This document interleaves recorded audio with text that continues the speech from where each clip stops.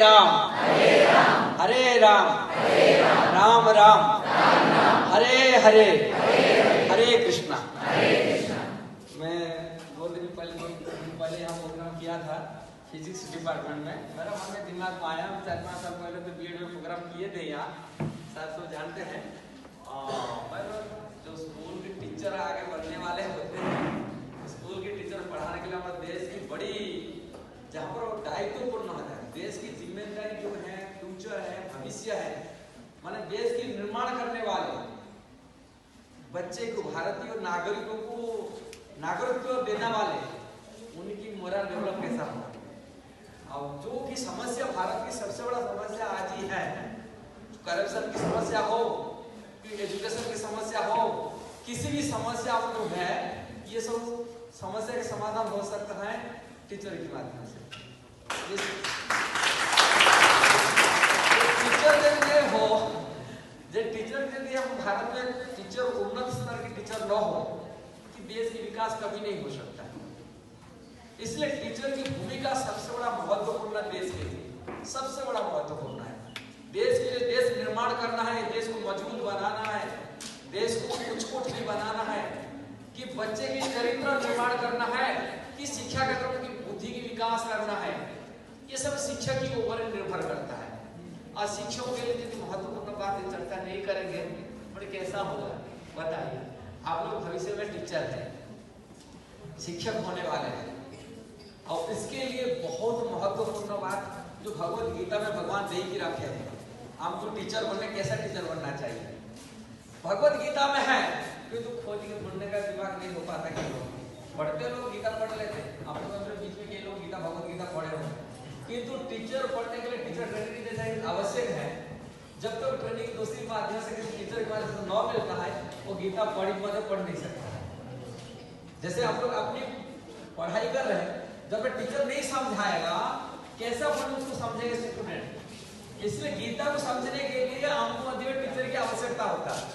और भगवत गीता ऐसा ज्ञान है जो सब कुछ दे सकता है, हर चीज उसका फॉर्मूला भगवत गीता में है, कि वो अप्लाई करना है, बड़ी बुद्धिमानी के काम होता है जीवन में। ये बहुत बड़ा समस्या भगवत गीता। अपनी संस्कृति, जैसे सार बोले ना, अपनी संस्कृति पर हम लोग दृष्टि नहीं डाल रहे हैं, हम लोग सनातन संस्कृति पर दृष्टि नहीं डाल रहे हैं। क्यों हम लोग सनातन दृष्टि लंबे साल के लिए हम लोग उससे वंचित हो गए। क्या हमको भाषा जो था, संस्कृत भाषा था, वो भाषा, अपनी जो भाषा था, हमारा भाषा साहित्य लिखा हुआ था, वो लेखा हम लोग संस्कृत भाषा जो नाम मात्र रह गया, पंडितों की मंत्र उच्चारण रह गया, जिसी कारण से लोग भाषा न होने के नाते और वैदिक ज्ञान, वेद शास्त्र से वंचित हुए। इसलिए हम लोगों के लिए बड़ी दुर्भाग्य है। जो भी है, आज हम लोग इस्कॉन की तरफ से आए हैं, अंतरराष्ट्रीय श्री कृष्ण भावना संघ जो इस्कॉन है, इनकी संस्थापक आचार्य भक्तिवेदांत स्वामी प्रभुपाद है, जिन्होंने बड़ी प्रयास किया, खाली भारतवर्ष नहीं है, सारी दुनिया के लिए प्रयास किया। अब दुनिया को सही मार्ग दिखाने के लिए उन्होंने प्रस्तुत किया भगवत गीता, श्रीमद् भागवत की कमेंट्री, आज ही जिसी कमेंट्री के आधार पर आज दुनिया झुका हुआ है। अमेरिका में, यूरोप में कई यूनिवर्सिटी में उसको सिलेबस रूप में, पाठ्य पुस्तक रूप में ग्रहण कर चुके हैं। दुर्भाग्य भारत में कोई सिलेबस में नहीं है भगवत गीता आज तक, किंतु पाठ्य पुस्तक रूप में अमेरिका यूनिवर्सिटी ग्रहण कर रहा है, यूरोप यूनिवर्सिटी ग्रहण कर रहा है, कि भारत में नहीं हो पा रहा है। कितनी बड़ी दुर्भाग्य बात है ये भगवत गीता की, जथारूप प्रभुपाद की पुस्तक। इसलिए मनुष्य जैसे हमको बनाना है, जो शिक्षक होते हैं, ये मनुष्य निर्माण करता है, बच्चे को निर्माण करता है, ये दूसरा जन्म देता है। माता पिता तो जन्म देते हैं, शरीर को जन्म देते हैं, किंतु आत्मज्ञान दे करके, बुद्धि दे करके ये दूसरी जन्म कराते हैं, बच्चे पैदा करते हैं, बच्चे को संस्कार दे बच्चे को पैदा करते, दूसरा जन्म उसको कहा जाता है, तीजो बनाते हैं। जब संस्कार होता है, शिक्षा देते हैं, वो टीचर बनाता है, टीचर ही बच्चे को पैदा करते हैं। अब बच्चे टीचर जो चरित्रवान न हो, कि टीचर की बुद्धि दिमाग हो, क्योंकि आज की शिक्षा हिसाब से हम लोग देखेंगे, शिक्षा के तो जितना बच्चे को पढ़े पूछेंगे, किस लिए आप टीचिंग कर पढ़ रहे, क्यों पढ़ रहे हो, और सभी बच्चे बोलेंगे हम पढ़ रहे हैं, इसलिए पढ़ रहे हैं, हम नौकरी करने के लिए पढ़ रहे हैं। और नौकरी करके क्या करेंगे, पैसा कमाएंगे। क्या करेंगे, पैसा कमाएंगे। अब अर्थ उपार्जन के लिए पैसा कमाने के लिए, धन उपार्जन के लिए वो पढ़ाई कर रहे हैं। और कोई उद्देश्य नहीं उनके पास में। टीचिंग का मतलब ये नहीं है, शिक्षा प्राप्ति करने का ये उद्देश्य नहीं होता है।